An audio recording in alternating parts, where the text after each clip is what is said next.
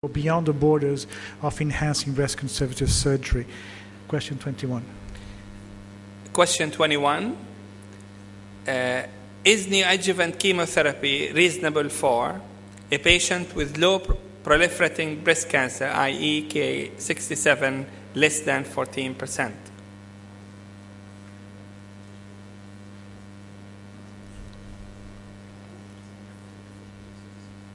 Shall we say hormone positive here? Yeah. That's the one we discussed. It does not say ER or PR, hormone sensitivity here. We'll discuss it. Okay, as you can see, splitted between yes and no. I mean, we would like to know from the no group a comment, please. Anyone who said no? Yes. As you commented, I mean, there's no additional data which matters. Is it HER2 positive? Is it hormone receptor positive? And I think I interpret this question as, is it, in a sense, the preferred option? And to my mind, it's not the preferred option, so it's not unreasonable, but it's not my preferred option if there's an alternative therapy, such as hormones, which is more likely to work. But it's not mad. Yeah, I think we all agree. And when we looked at these questions with my co-chair here, we realized that this was unfortunately not properly put forward. So this will need to be discussed later. So let's move to question number 22. Where is Matty? Sorry? Yes? It's quite important. If you have a node-positive disease with Ki-67 less than 14%, even in the worst and the most responsive to chemotherapy, triple-negative tumors with Ki-67 even less than 10%, if they get complete path response, their survival is like more than 95%, and they do respond. So yes, it makes you feel better, but it does not say it's contraindication to give chemotherapy, or it's contraindication that your patient will respond. No, absolutely, you're absolutely right. That's why we felt that question was not correct. Should have stated ER positive. 21B is up on the screen. In highly endocrine responsive disease, i.e., for example, like lobular cancer, classical type, again to the same stem, is neoadjuvant chemo reasonable for this group of patients?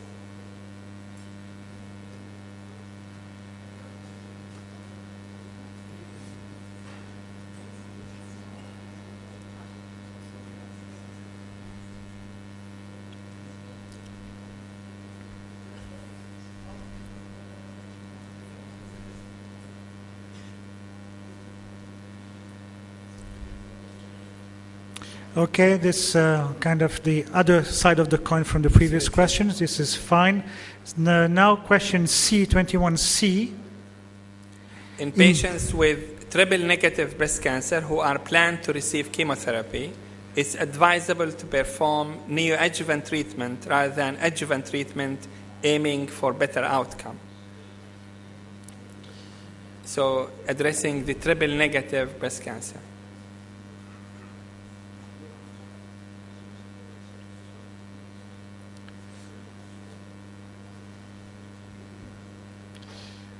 We have a technical problem, so the panelists are waiting to be able to vote. As you have seen in the question, there is this comma, aiming for better outcome. So I think we'll need some discussion after the vote. So let's vote.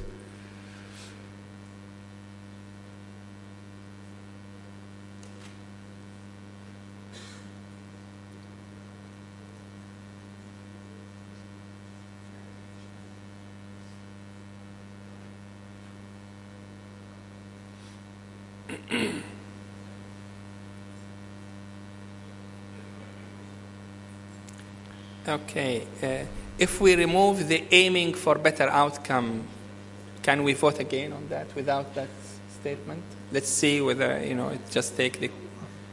I hope the system allows for that. Can we vote again on the same question?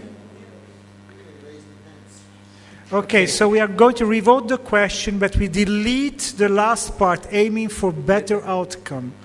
So we'd like to know whether the panel feels that in a triple-negative disease, it is presently of interest to perform rather neoadjuvant treatment than adjuvant treatment. So let's see.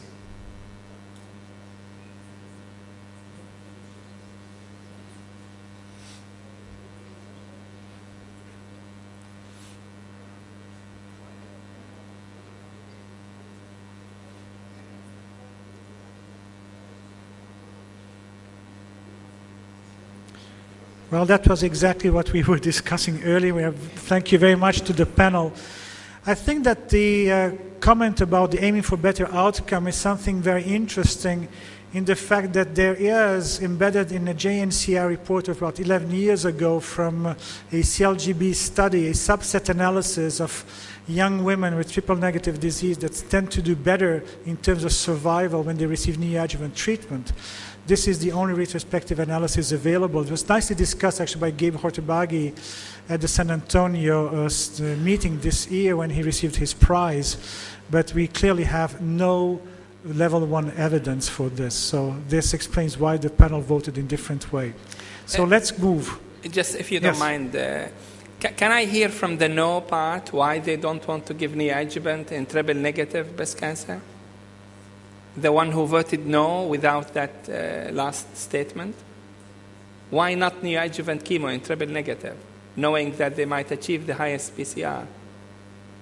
Any comment? There is 20-something who voted no. There are 20% still no's. Okay. No, actually I voted yes, but I'm willing to answer for those who voted no, because I'm thinking about it. If you have a 1 centimeter tumor, I would not say it's advisable to perform neoadjuvant treatment. I was thinking about it. I'm quite pro the neoadjuvant approach, but if you have a patient with 1 centimeter triple negative tumor, would you give neoadjuvant treatment? I'm not sure. Well, next year we'll ask the question. It's reasonable and we'll have 100%. Yes. Okay, 21D. When neoadjuvant chemotherapy is planned, all chemotherapy cycles are best given before the planned surgery. All chemo. Yes.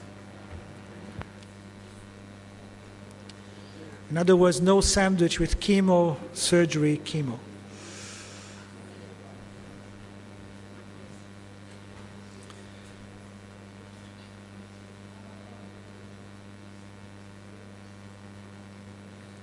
Excellent. Good. So we move to the next question. E. If neoadjuvant chemotherapy is indicated, should neoadjuvant chemo regimen contain taxanes?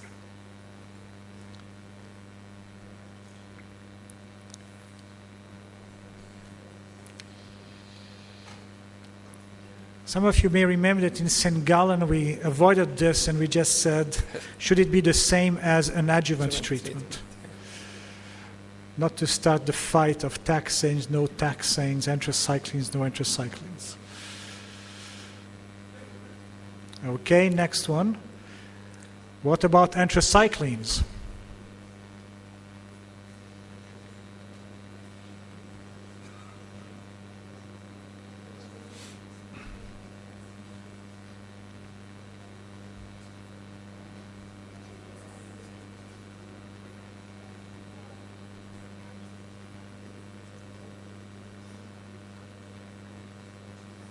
Again, clear vote. We move to question 22. Should neoadjuvant regimen for HER2 positive disease always contain an anti-HER2 drug?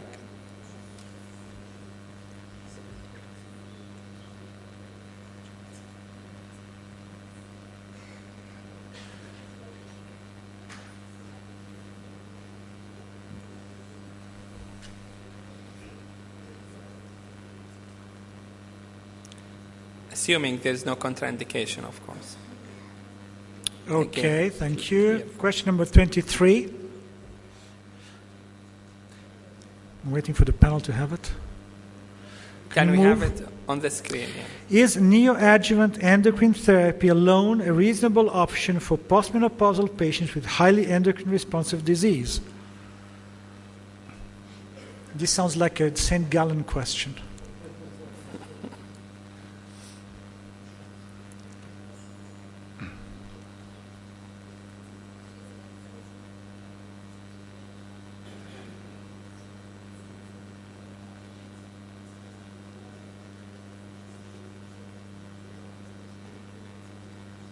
Surprised we don't get 100%. Next one. Almost. In case of clinically negative axilla, sentinel lymph node biopsy should be done prior to primary systemic therapy. We have been discussing this morning.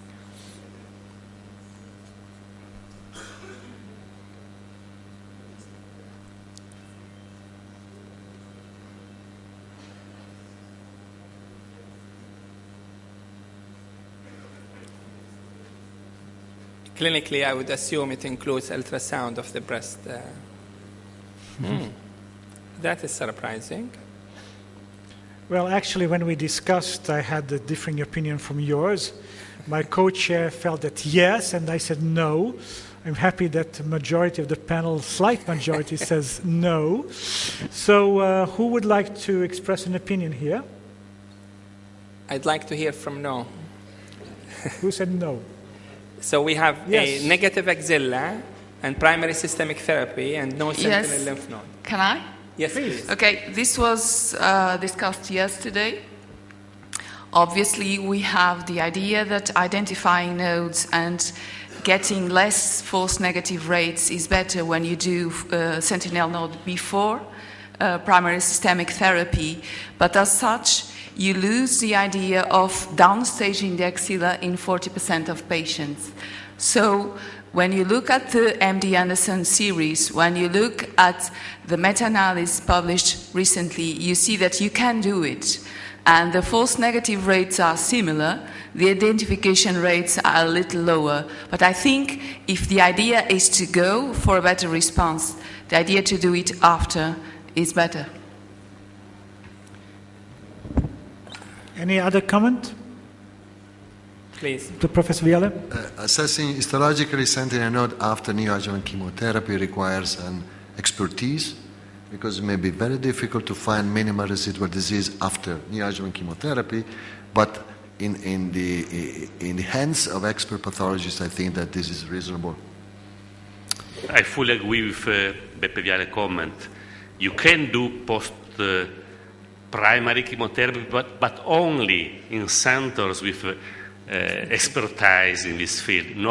This is not a general recommendation. So ideally it should be done before systemic therapy. Yeah, I think this is an important message. Well, it depends for the purpose of why do we do the sentinel lymph node and clinically negative axilla. But let's move to question 25. Question 25, patients with the clinically negative axilla should proceed to completion of axillary dissection if sentinel lymph node biopsy shows, and now you're going to have different choices. 1, isolate the tumor cells in marginal sinus and body of node.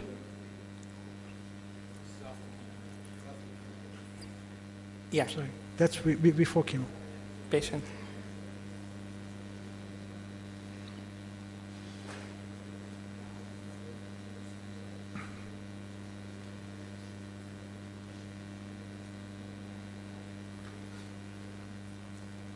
Okay.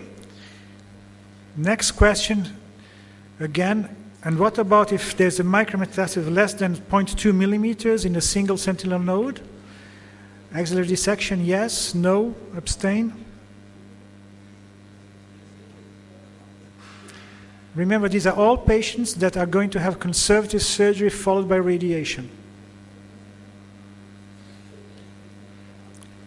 After neoadjuvant therapy, of course.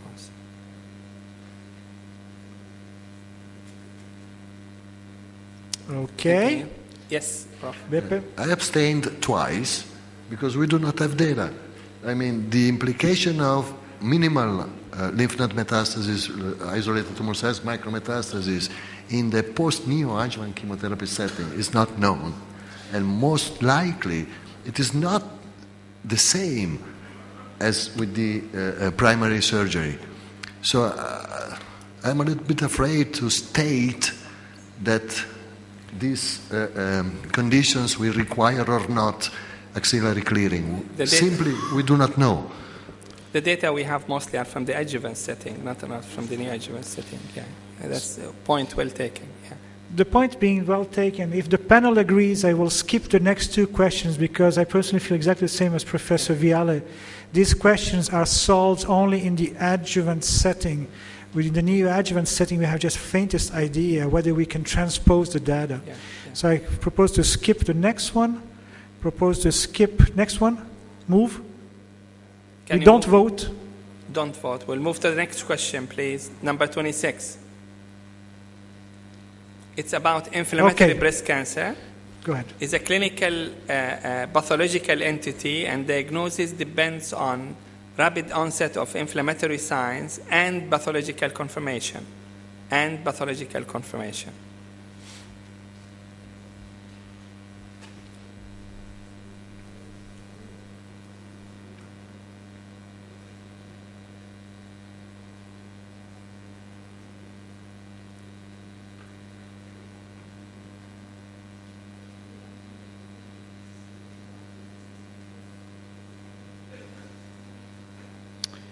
Okay, we can move to question 27.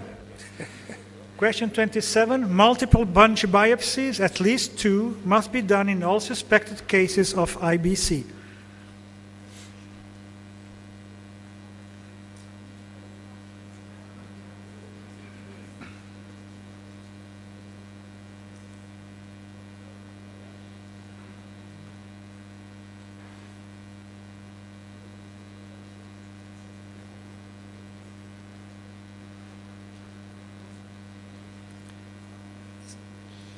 Okay, so a certain number of us abstain, probably because... Can I hear from Dino? I know it's small, but anyone would like to express? Yes, Sana.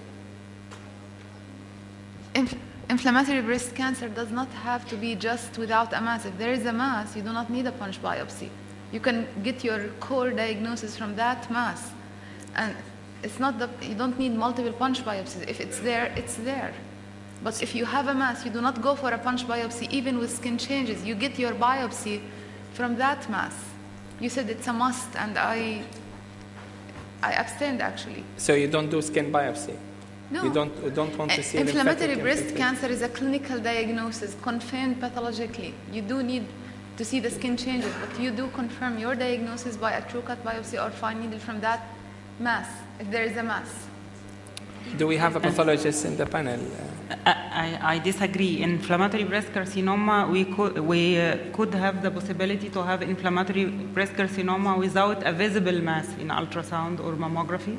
It could be a diffuse changes in the breast and skin thickening, interstitial edema, and in such a condition we should have punch biopsy. But if you have a mass, you do not need a punch biopsy. That's the thing. You do not. If you have a mass, you get a true cut biopsy from that mass, and you do have reddish or inflammatory skin changes, no need for the punch biopsy from the skin. Let's listen to a pathologist. Professor Viale, please. Well, my assumption is that what we need is to have the confirmation that she has cancer. So whether punch or core, it depends on what is the clinical situation, but you have to confirm that there is cancer, invasive cancer there. Okay. 28. Chemo or chemo-targeted therapy is the standard upfront therapy for all cases of inflammatory breast cancer.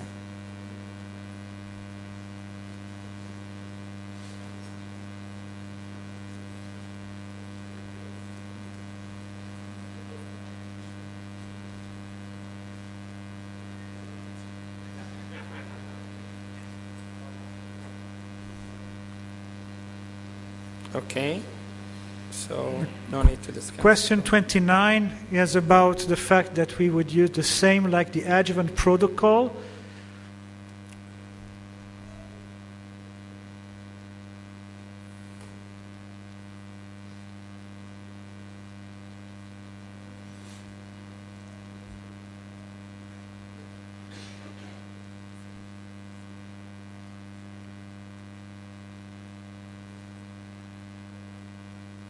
Excellent. Question number 30. So in case of inflammatory breast cancer, MRM is the standard of care with no rule for conservative surgery or skin-sparing mastectomy.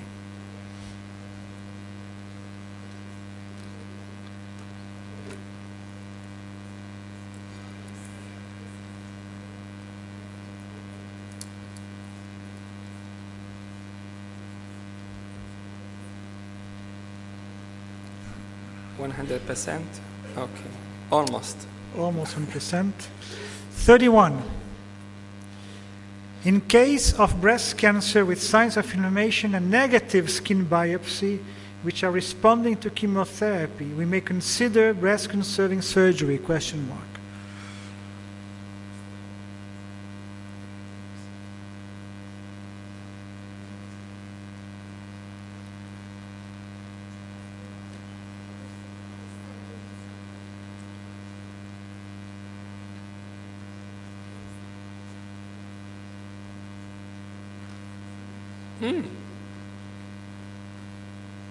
We need a comment. This is clearly not a 100% majority. Yeah. We'll start with the no group. Yes, please. It's just not clear. The question is not clear. Because inflammatory breast cancer, if the skin biopsy is negative, may be clinically still inflammatory breast cancer. Yes. And this kind of inflammation is erythema more than 1/3 or less than 1/3. And there is induration or not. So we don't know whether this is inflammatory or not. This question is not clear. Will you still call it inflammatory if the skin biopsy is negative? The skin biopsy is negative, yes, you can say it's inflammatory. It supports that is a diagnosis, and some surgeons support to take skin biopsy with the true cut biopsy. But if there is no pathological confirmation, I think you go with the clinical, which is inflammation plus edema, including more than 1/3 of the breast. You know, it's exactly to emphasize the point. The diagnosis of inflammatory breast cancer is a clinical diagnosis confirmed by biopsy showing invasive carcinoma. You do not have to have a punch biopsy or a skin biopsy to tell you it's inflammatory breast cancer. So this question is exactly the same question as before. We're talking about inflammatory breast cancer still, with positive skin biopsy, without positive skin biopsy, it is inflammatory breast cancer. So the answer should be the same. No place for breast conserving surgery so far in practice. Professor Valley, do you want to comment on that? I agree completely. I mean, the inflammatory breast cancer is clinical disease. It does not require the finding of tumor emboli in the subcutaneous vessels. So I agree. It should be considered inflammatory. Question number 32. In case of inflammatory breast cancer, there's no role for sentinel lymph node biopsy.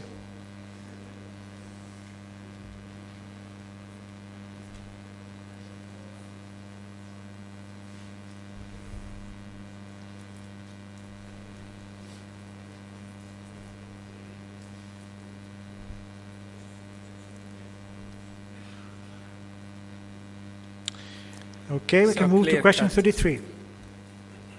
33. Next question, please. Immediate breast reconstruction should not be done in inflammatory breast cancer.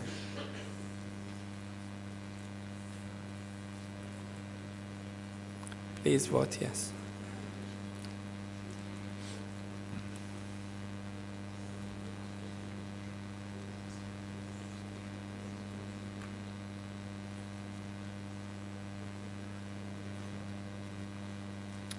Okay, the correlative question is 34. So if we all agree that it should not be done immediately, can it be done after a year after the completion of the radiation therapy?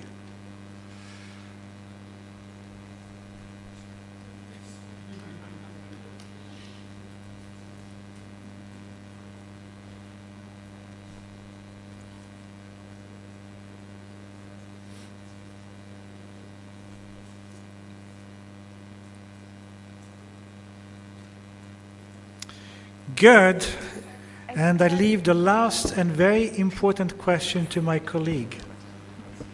A patient who receives adjuvant chemotherapy, adjuvant chemotherapy is indicated in case of residual disease after 6 to 8 cycles of neoadjuvant chemotherapy, a common situation we face in our clinical practice.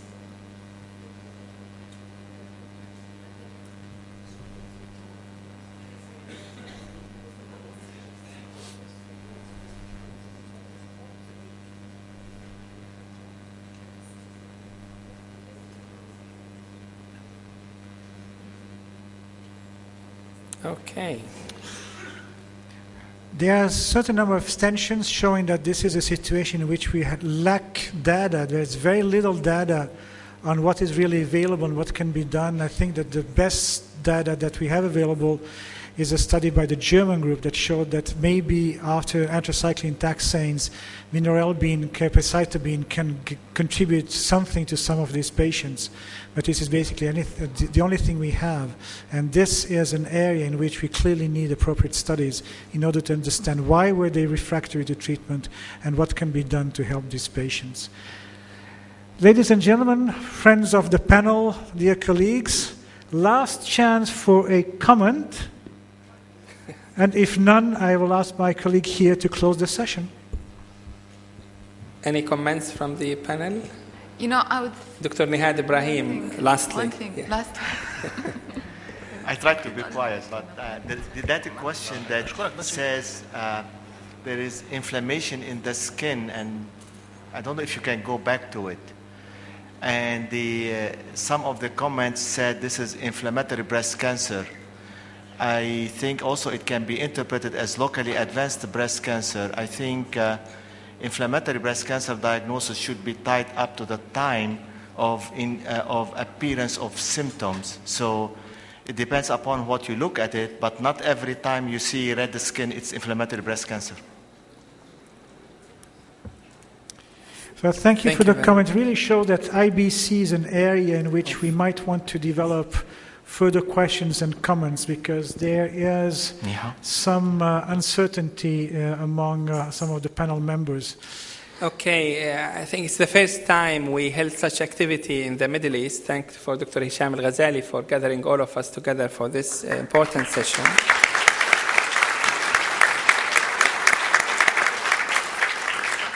And I thank all of you and panelists and my co-chairman, Professor Mati Apro, and thank you very much again. Thank you. You did it well.